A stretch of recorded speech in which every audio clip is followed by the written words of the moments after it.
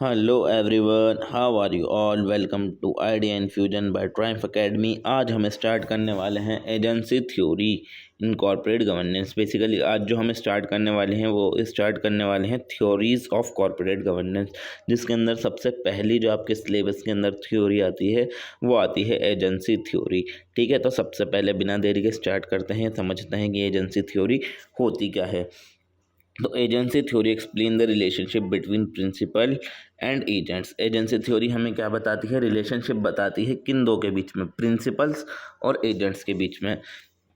अब ये प्रिंसिपल्स और एजेंट्स कौन होते हैं? देखिए, प्रिंसिपल्स कंपनी के होते हैं ओनर या फिर शेयर होल्डर, या जो कंपनी के मालिक होंगे उनको हम बोलेंगे प्रिंसिपल्स।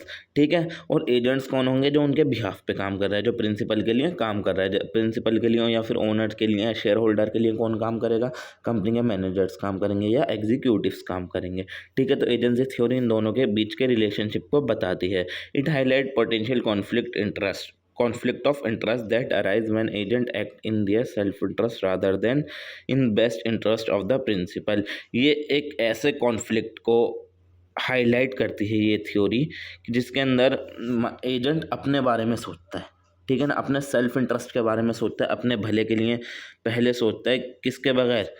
प्रिंसिपल के इंटरेस्ट के बगैर। बेसिकली इसके अंदर होता क्या है? अब मैं मान लीजिए कि मैंने आपको कुछ काम दिया करने के लिए, मैं ओनर हूँ, आपको मेरे लिए काम करना होगा, बट आप क्या कर रहे हो? अपने फ़ायदे की चीज़ सोच रहे हो। ठीक है ना, आप कंपनी के बारे में नहीं सोच रहे, मैं कंपनी के बारे में सोच रहा हूँ, और आप अपने सेल्फ इंटरेस्ट के बारे में सोच रहे हो। तो हम दोनों की सोच के अंदर कॉन्फ्लिक्ट अराइज होगा। आप ये सोचोगे कि मैं अपना फ़ायदा कैसे कर लूँ, और मैं सोचूंगा कि कंपनी का फ़ायदा कैसे हो जाए। बेसिकली प्रिंसिपल या फिर ओनर ये सोचेगा कि उसका बिजनेस कैसे ग्रो, और जो वर्कर है वहाँ पर मैनेजर है वो ये सोचेगा कि मेरा फ़ायदा कैसे हो।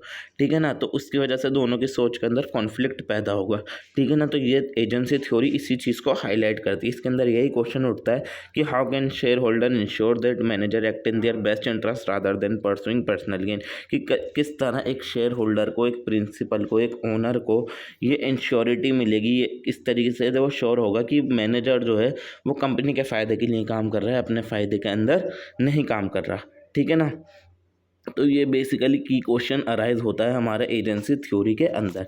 अब देखते हैं एलिमेंट ऑफ एजेंसी थ्योरी कि थ्योरी एजेंसी थ्योरी के अंदर किन किन की बात की जाती है। सबसे पहले प्रिंसिपल की। प्रिंसिपल हमने देख लिया, जो कंपनी का ओनर होते हैं, शेयर होल्डर होते हैं, इनका काम क्या होता है? कंपनी के अंदर पैसे लगाना।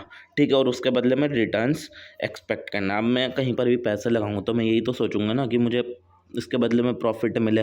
तो प्रिंसिपल वो इंसान होता है जो कंपनी के अंदर पैसा लगाए और इन रिटर्न क्या कुछ अपना फ़ायदा एक्सपेक्ट करे, कुछ प्रॉफिट एक्सपेक्ट करे। और एजेंट कौन कौन होते हैं इसके अंदर? मैनेजर या फिर एग्जीक्यूटिव क्या कहलाए जाएंगे? एजेंट कहलाए जाएंगे। Manager operation and make decision on behalf of the principal. आप जो है क्या नाम है, मैनेजर वो इंसान होगा जो क्या नाम है प्रिंसिपल से ऑर्डर लेगा और उसके बिहाफ पर अपने डिसीजन लेगा। मतलब प्रिंसिपल के ऑर्डर पर वो काम करेगा।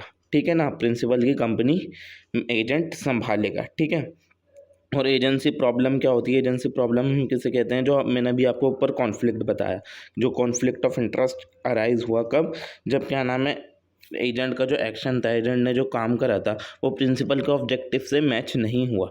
ठीक है ना, उसका अपना खुद का फ़ायदा सोचना, सेल्फ इंटरेस्ट की चीज़ें सोचना क्या नाम है, और प्रिंसिपल के ऑब्जेक्टिव का, यानी कि जो प्रिंसिपल की ओवरऑल ग्रोथ के बारे में सोचना था, उस सोच से नहीं मिला। इस प्रॉब्लम को हम क्या बोलेंगे? एजेंसी प्रॉब्लम कहेंगे। अब एजेंसी कॉस्ट किसे कहते हैं? Cost incur to monitor and control agent behaviour to minimise conflict. क्या नाम है, अब हमारा जितना भी खर्चा हुआ किस चीज़ के अंदर? अपने मैनेजर पर मॉनिटर करने पर उसको, और उसको कंट्रोल करने पर, ताकि हमारा नुकसान जो है कम से कम हो, कॉन्फ्लिक्ट कम से कम पैदा हो। इस कॉस्ट को हम क्या बोलेंगे? Agency cost. अब एजेंसी प्रॉब्लम क्या होती है? एजेंसी प्रॉब्लम कब अराइज होती है? Manager prioritise short term game. यानी कि मैनेजर जो किसके बारे में सोच रहा है? वो शॉर्ट टर्म के फ़ायदे में सोच रहा है कि मुझे किस तरीके से बोनस मिल जाए, मुझे किस तरीके से पर्क मिल जाए, सैलरी मिल जाए, बढ़िया हो जाए मेरा काम। और क्या नाम है, शेयर होल्डर जो होता है वो लॉन्ग टर्म के बारे में सोचता है कि किस तरीके से लॉन्ग टर्म में मेरी कंपनी ग्रो हो। वो ये नहीं सोचेगा कि अभी का फ़ायदा मिल जाए, बाद का नुकसान होता रहे, ठीक है, क्योंकि उसको कंपनी संभालनी है। मैनेजर तो क्या होगा, अपनी जॉब छोड़ देगा, शेयर होल्डर अपनी कंपनी थोड़ी छोड़ेगा, ठीक है ना।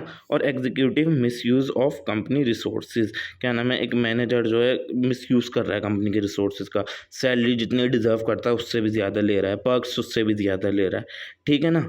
तो ये एजेंसी प्रॉब्लम इसके अंदर ये आएगा। और रिस्क प्रेफरेंस दोनों के अलग होंगे, एक प्रिंसिपल के और एक एजेंट के, दोनों के रिस्क प्रेफरेंस अलग अलग होंगे, ठीक है ना।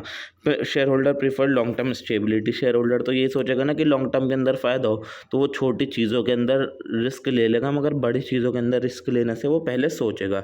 और मैनेजर को क्या है, मैनेजर को अभी ऐसा चाहिए कि अभी फ़ायदा हो जाए, ठीक है ना। तो ये सोच रहा है ना कि क्विक प्रॉफिट हो जाए मेरा, अभी क्या अभी फ़ायदा हो जाए।